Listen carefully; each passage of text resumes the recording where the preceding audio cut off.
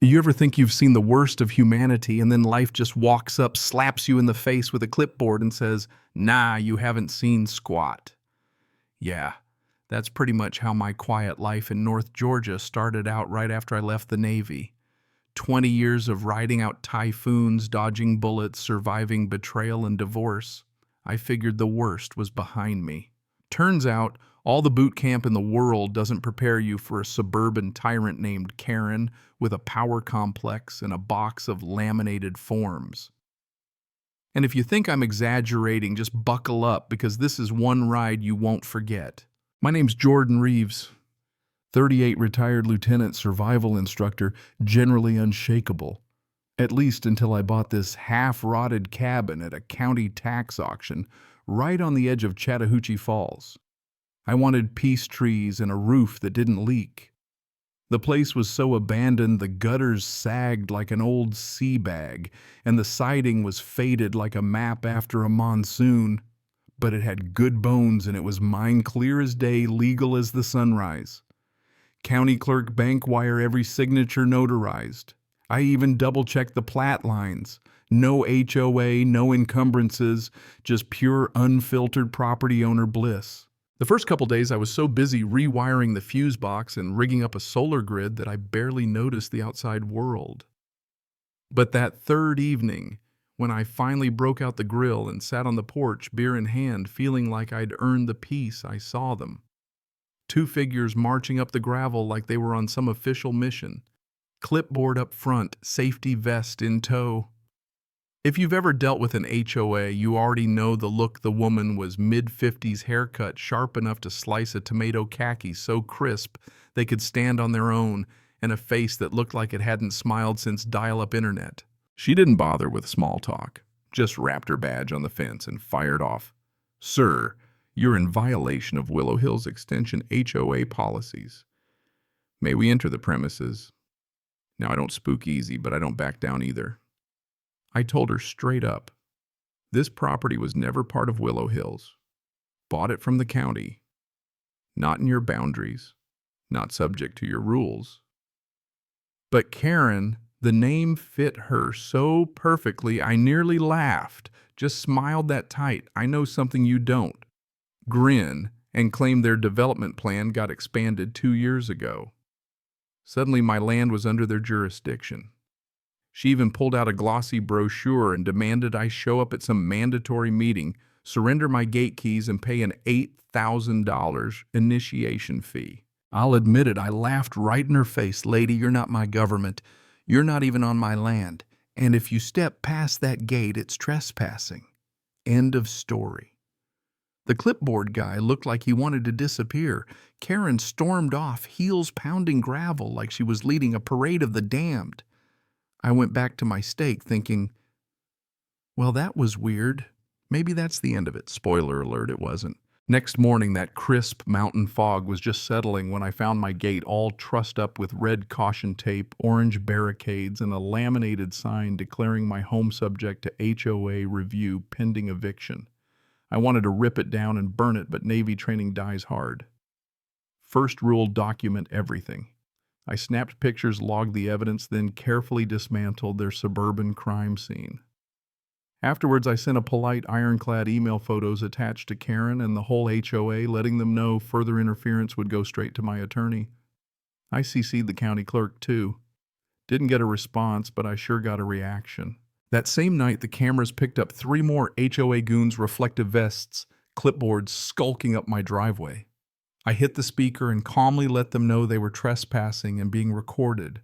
One of them tried to bark legal threats. I told them the sheriff would be called if they didn't leave.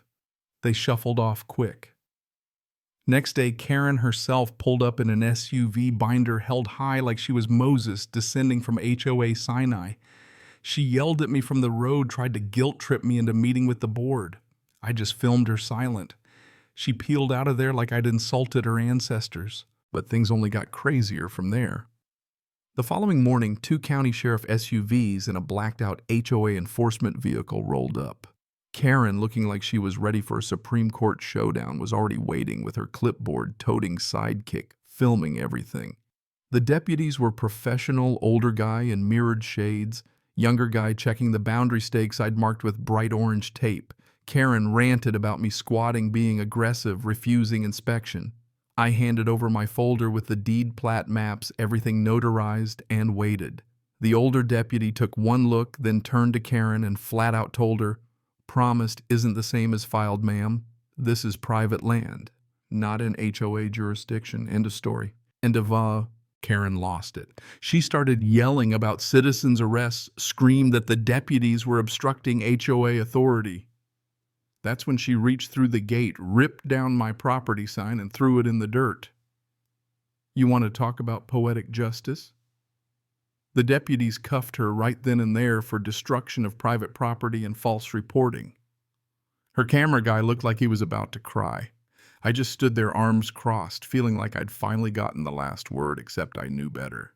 A couple days later, I get a letter certified official looking with a new acting chairperson's name. Apparently, Karen's HOA reign was over, but her legacy still breathing fire. The letter was pure nonsense about historical boundary reviews demanding all construction cease and threatening to petition the county to reclassify my land. I scanned everything, sent it straight to my attorney, Rachel. She called within half an hour, already pulling original plat maps and filing motions to block any boundary change attempts. She even secured an injunction no HOA member could step foot on my land without court approval. I got a county surveyor to do a GPS-verified map. He laughed and told me, "You're outside their fantasy, son." But the HOA didn't quit. Next day, my mailbox and gate were plastered with violation flyers. Then Rachel called. Turns out they'd submitted forged boundary maps to the county, redrawing the lines to snatch my land. Only problem, the map they used had a watermark from 5 years after the date they claimed. Oops. That kicked things up to the Attorney General. I installed more cameras, reinforced the perimeter, and waited. And then, because these people had the subtlety of raccoons with power tools, they broke in. Middle of the night, thermal camera catches 2 patrol members sneaking across the back fence, one trying to crowbar open my shed. I lit up the yard with alarms and lights, blasted a warning from the loudspeaker. They froze, caught dead to rights on camera faces, clear as day. I didn't even go outside, just sent the footage to the sheriff. By afternoon, both were in custody, trespassing, attempted burglary, conspiracy. Now you'd think that would scare the rest of the HOA straight, but nope. Kyle Karen's own son was one of the perps. The fallout was instant. Local Facebook blew up. Someone posted the break-in footage, and suddenly the county board suspended all HOA complaints until the criminal stuff was sorted. The HOA held a board meeting on Zoom. Someone leaked me the video, board members shouting, blaming Karen, arguing over who warned who about Kyle. They voted her out unanimously. That night, the sheriff picked Karen up again for filing false police reports and impersonating officials. By now, Rachel was uncovering more dirt. Turns out Karen had forged signatures, including one from a resident who died years before. The state got involved, criminal charges piled up, and suddenly the HOA had dissolved entirely. No board, no budget, just a pack of grumpy neighbors and a mountain of legal bills. After all that, I put up a new cedar sign at my gate. Private land, not HOA property. Trespassers will be posted online. I even started a YouTube channel sharing tips on how to fight back against HOA abuse. Turns out people eat that stuff up. First video hit 50,000 views in a week. And as I sit by my fire pit with nothing but the sound of the wind in the pines and no one to answer to but myself, I gotta say, I never imagined suburban drama could get this wild. But let me throw it out there. Where do you draw the line between community and control? Ever been on the wrong side of an HOA or a power-hungry neighbor? Drop a comment. Share your story. Justice isn't just about who wins. It's about standing up when someone tries to take what's yours. And trust me, you never know how tough you are until your peace and quiet gets threatened by a clipboard and a little bit of crazy.